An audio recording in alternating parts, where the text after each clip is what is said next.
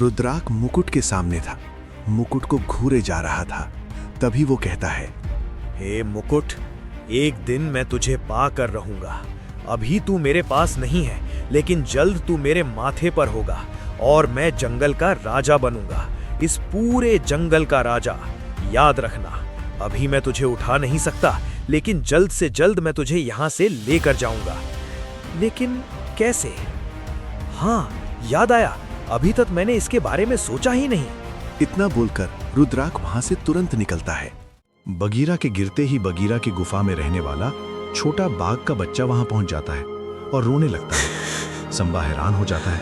वो बच्चे के पास जाकर बोलता है, बच्चे तुम कौन हो? बगीरा तुम्हारा कौन था? वो कुछ नहीं बोलता। तभी संबा सोचता है, ये कौन है? बगीरा के लिए रो क्यों रहा है? बगीरा क्या लगता था इसका? ये बगीरे की तरह एक बाघ है, बहुत मासूम है। मैं क्या करूं इसके लिए? मैं कैसे समझाऊं कि मैंने बगीरे को क्यों मारा? तभी वो कहता है, बच्चे चुप हो, अब तुम्हारे रोने से कोई फायदा नहीं है। जो होना था वो हो चुका है और तुम्हारा गुनहगार मैं हूं। और मैं तुम्हारे बारे में कुछ नहीं जानता, लेकिन मैं तुम्हारी एक मदद कर सकता हूं। जब तक तुम्हें कोई तुम्हारा मिल नहीं जाता तो मेरे साथ रहोगे। संभा उसे अपने साथ ले जाता है। इधर रुद्राक भेड़ियों के इलाके में भेड़ियों के सरदार काल देवता भकक्षराज के पास पहुंच जाता है।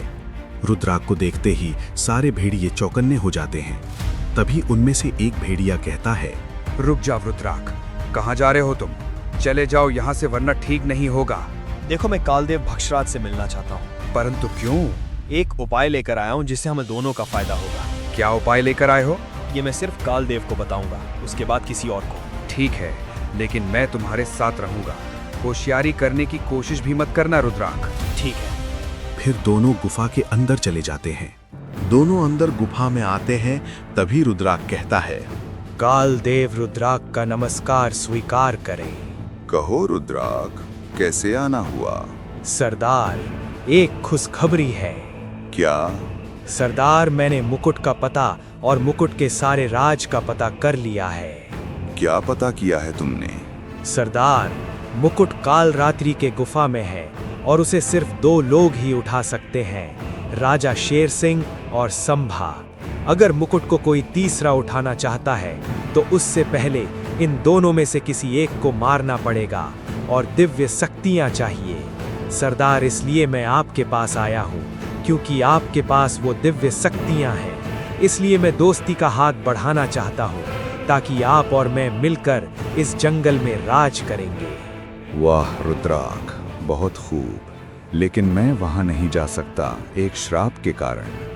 पर मैं तुम्हें अपनी धुंध की अपार शक्तियां दे सकता हूं, जो तुम्हारे मरने के बाद भी तुम्हारे साथ रहेंगी। और बात है मुकुट को उठाने की, तो संभा को अभी मारना मुश्किल है, क्योंकि मुकुट की शक्तियां जागृत हो चुकी हैं। लेकिन राजा शेर सिंह को अब मारना पड़ेगा। रुद्राक, तुम मुकुट की तरफ निकलो। मुझे तुम्हें अपनी शक्तियां देने के लिए एक यज्ञ करना पड़ेगा, और जब तक यज्ञ नहीं हो जाता तुम अपनी शक्तियां इस्तेमाल नहीं कर सकते। जब यज्ञ खत्म होगा तब मेरी शक्तियां तुम्हारे अंदर जाएंगी, तब तुम खुद अपने आप गुफा के पास पहुंच जाओगे। और अभी तुम्हें जंगल के रास्ते जाना पड़ेगा। ठीक है। इसके बाद रुद्राक चला जाता है। संभा बच्चे को लेकर रानी अहिल्या के पास पहुंच गया। रानी अहिल्या ने कहा, मुझे पता चला कि बगीरा मर चुका है। मैं दुखी भी हूँ और खुश भी हूँ आपके लिए। जो हुआ वो पहले से लिखा हुआ था और अब इस पर दुखी होकर कोई फायदा नहीं। पर मैं समझ नहीं पा रही हूँ कि ये बच्चा कौन है। महारानी, बगीरा के गिरने के बाद पता नहीं अचानक कहां से ये बाघ का बच्चा वहां पहुंच गया और रोने लगा। कौन है पूछने पर कुछ नहीं बताता। अभी बहुत छोटा है, मुझे लगा ये अब कहां जाएगा, तो मैंने इसे अपने साथ ले आया। पर हम इसे कहाँ रखेंगे? बाकी जानवर क्या कहेंगे? हम शेर हैं और ये एक बाघ का बच्चा। महारानी, अभी तो इसे हमारे पास ही रखना पड़ेगा, कैसे भी छुपा कर, जब तक इसका कोई अपना नहीं मिल जाता। मैं इसका कोई उपाय लगाता हूँ, तब तक आप इसे अंदर छुपा कर रखिए। बस इतना बोलकर संभा बाहर चला जाता है। इधर राजा शेर सिंह अपने कमरे सोए हुए थे। तभी उन्हें अचानक खतरा महसूस होता है। वो उठ जाते हैं और कहने लगते हैं, कौन है यहाँ? मुझे पता है कोई तो है यहाँ। जल्दी बाहर आ जाओ, वरना ठीक नहीं होगा। तभी वहां काल देवता भकक्षराज की परछाई प्रकट हो जाती है। तभी शेर सिंह कहता है, हाँ? भक्षनाज, तुम फिर से आ गए।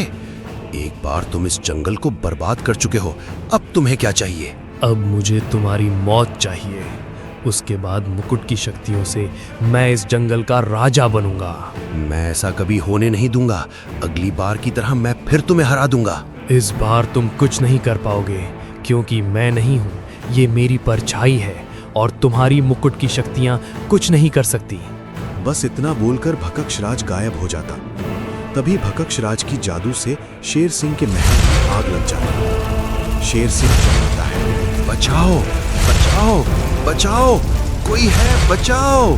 तभी शेर सिंह जलने लगता है। शेर सिंह दर्द से तड़प रहा था, पर कोई नहीं आता बचाने। शेर सिंह की पूरी महल जलकर राख हो जाती है। शेर सिंह मर जाता है।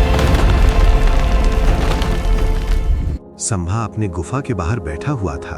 तभी सेवक चीकू कहते हुए आ रहा था, राजा संभा, बुरी खबर। महाराज, एक बहुत बुरी खबर है। अब कुछ नहीं बचेगा। चीकू, शांत हो जाओ, आराम से बताओ, क्या हुआ है? महाराज, वो... बोलो चीकू, क्या हुआ? महाराज, वो राजा शेर सिंह की मृत्यु हो गई है। क्या? ये क्या बोल रहे हो चीकू? हाँ संभा, ये सच है। राजा शेर सिंह के महल में आग लग गई थी। उसी आग में जलकर राजा शेर सिंह की मृत्यु हो गई। नहीं, ऐसा नहीं हो सकता। ऐसा नहीं हो सकता चीकू। मैं एक बार फिर अनाथ हो गया। अब मैं क्या मुंह दिखाऊंगा राजकुमारी अहिल्या को? कैसे कहूंगा कि उनके पिता की मृत्यु हो गई है? चीकू, राजकुमारी को अभी ये बात मत बताना। महाराज, एक और खबर है। क्या? रुद्राक्ष कालीनाथ पहाड़ के जंगलों से होकर काल रात्रि पहाड़ की तरफ जा रहा था। शायद उसे मुकुट को उठाने का कोई उपाय मिल गया है। क्या? नहीं, मुझे उसे रोकना पड़ेगा। महाराज, आपके बाद मैं इस जंगल की रक्षा करूंगा। चीकू, इस जंगल के खास जानवरों तक मेरा खबर पहुंचाओ और कहो कि नए राजा संभा ने उन्हें जंगल के गुप्त स्थान पर बुलाया है, और टिम्मी से कहना कि संभा को उसकी कालीन की आवश्यकता है। जल्दी जाओ। ठीक है महाराज। इसके बाद चीकू चला जाता है। तभी संभा कहता है, रुद्राक्ष, मैं आ रहा हूं।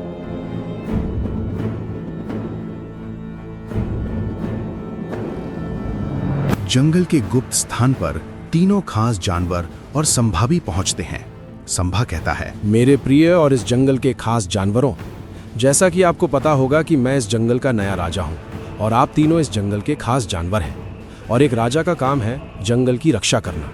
हालांकि ये सभी जानवरों का काम है, परंतु राजा का ये पहला कर्तव्य होता है। और चुने गए जंगल के खास जानवरों का काम है राजा की मदद करना। खास जानवर राजा के सेनापति की तरह होते हैं। ठीक वैसे ही मुझे आज आप लोगों की मदद चाहिए। राजा शेर सिंह की मृत्यु का दुख हम सबको है, लेकिन जंगल की रक्षा करने का कर्तव्य पहले है। अगर राजा शेर सिंह भी अभी होते तो वो भी यही करते। क्या आप तैयार हैं? हाँ, हम सब तैयार हैं। रुद्राक्ष मुकुट की तरफ जा रहा है। आप लोगों को रुद्राक्ष से पहले कालरात्रि के पहाड़ पर चढ़कर उसे अंदर जाने से रोकना है। मैं उसे बीच रास्ते में रोकने की कोशिश करूंगा।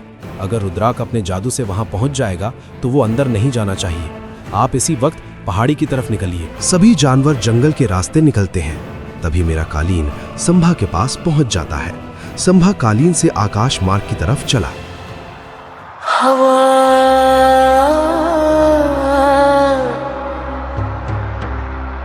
पत्तों की सरसराहट दूर से ढोल,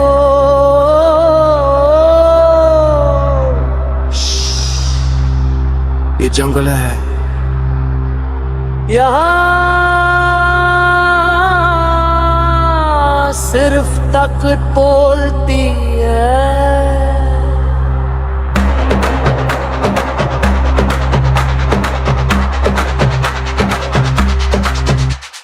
घना अंधेरा, सांसें भारी, कदम कदम पे कहानी भारी। पेड़ों की आंखें चुप्पी बोलती, रात यहाँ किसकी होती? पत्तों में छुपी है साजिश, हवा भी बोले आजमाइश। हर परछाई एक सवाल, कौन रहेगा कौन हो जाएगा ढाल। धरती कांपे दिल धड़के, किस्मत आज कसौटी पर चढ़ के। जो डरा वो टूटा, जो लड़ा वही उठा। जंगल बोले आगे बढ़, या तू जीत या सब खत्म। जंगल बोले आगे बढ़, या तू जीत या सब खत्म। जंगल बोले आगे बढ़, या तू जीत या सब खत्म। जंगल बोले आगे बढ़, या तू जीत या सब खत्म। जंगल बोले आगे बढ़, या तू जीत या सब खत्म। जंगल बोले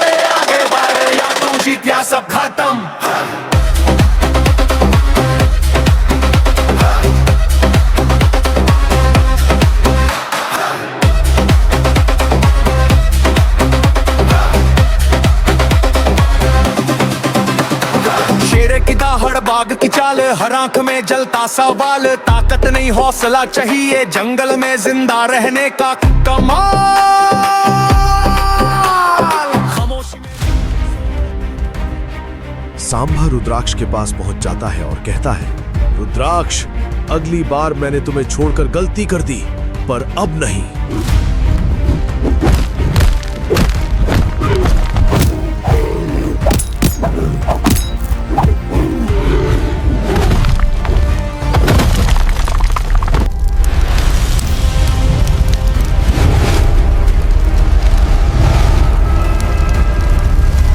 रुद्राक्ष जादू से अचानक गायब हो जाता है। रुद्राक्ष सीधा कालरात्रि के पहाड़ी पर पहुंच जाता है।